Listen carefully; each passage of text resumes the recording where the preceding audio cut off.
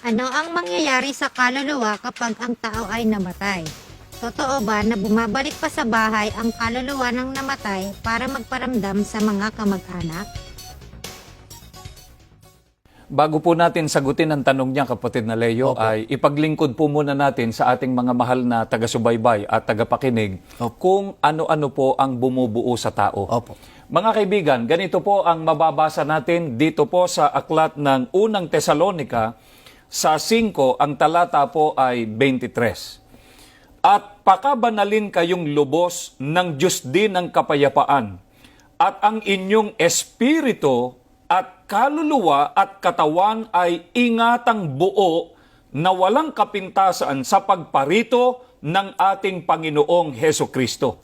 Batay po sa talatang binasa natin, kapatid na Leo, Opo. meron pong 3 sangkap na bumubuo sa tao. Opo. Ang katawan, kaluluwa at espiritu. Mga kaibigan, hindi po dalawa lang ang mga sangkap na bumubuo sa tao na gaya po ng paniniwala ng iba.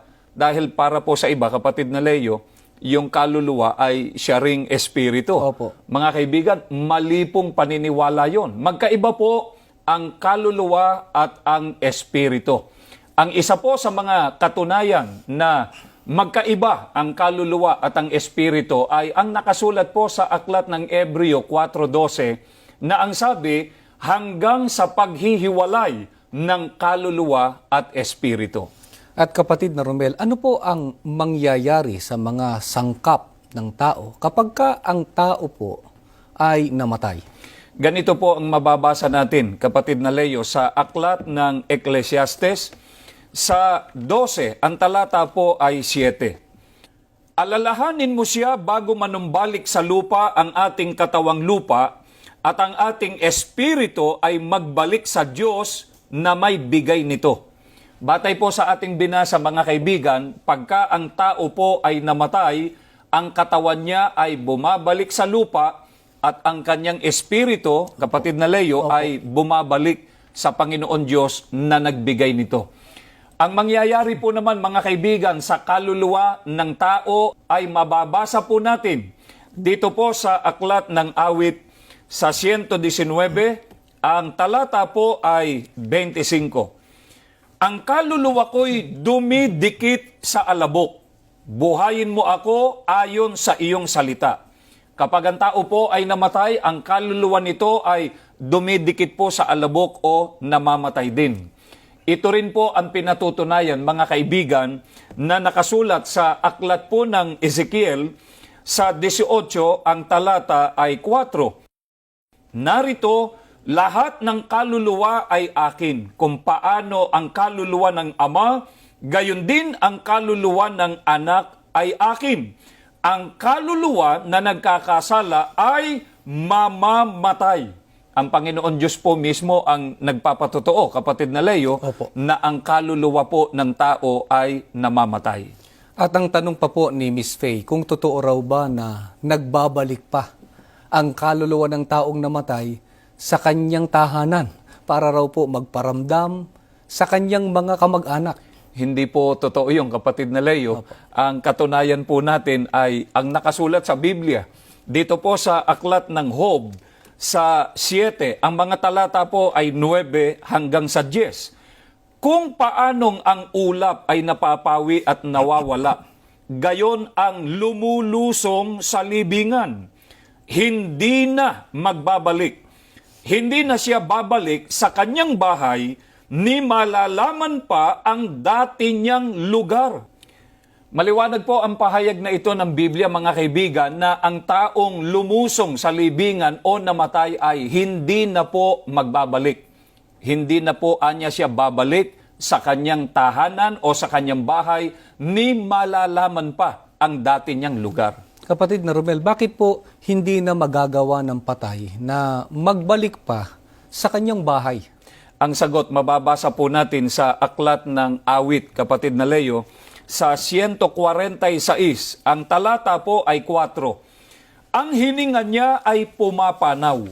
Siya'y nanunumbalik sa kanyang pagkalupa. Sa araw ding yaon ay mawawala ang kanyang pag-iisip. Mga kaibigan, papaano pa po makababalik sa kanyang bahay ang patay? Gayong ang tao po kapag namatay ay nawawala na po ang kanyang pag-iisip, kapatid na Leo. Kaya mali rin po na kausapin pa ang patay sapagkat wala na po itong isip. Kaya hidwa o maling pananampalataya po ang malaganap na paniniwala na nagbabalik pa ang mga taong patay sa kanilang bahay at nagpapakita pa raw po, kapatid na Leo, Opo. at nagpaparamdam sa kanilang mga mahal sa buhay. At kapatid na Romel, hanggang kailan po mananatili sa libingan ang lahat po ng mga taong nangamatay? Ang sagot mababasa po natin sa Aklat ng Job. Sa 14, ang talata po ay 12.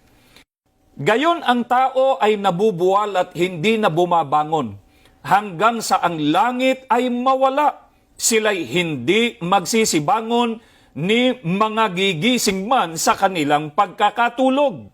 Maliwanag po sa ating binasa na hanggang sa ang langit ay mawala, sila ay hindi magsisibangon ni mga sisigising man sa kanilang pagkakatulog. Ang tinutukoy po rito, kapatid na Leo, na natutulog ay yaong mga taong patay. Opo. Sa mga tuwid, mga kaibigan, hanggat hindi pa po nawawala ang langit, ay namamalagi pong nasa libingan hanggang ngayon ang mga tao pong namatay. At kapatid na Romel, itinuturo rin po ba ng Biblia kung kailan mawawala ang langit? Opo, mababasa po natin yan, kapatid na Leo, dito sa aklat po ng 2 Pedro 3:7 at 10, ganito po ang sabi. Ngunit ang sangkalangitan ngayon at ang lupa sa pamamagitan ng gayunding salita ay iningatang talaga sa apoy na itinataan sa araw ng paghuhukom at ng paglipol sa mga taong masama.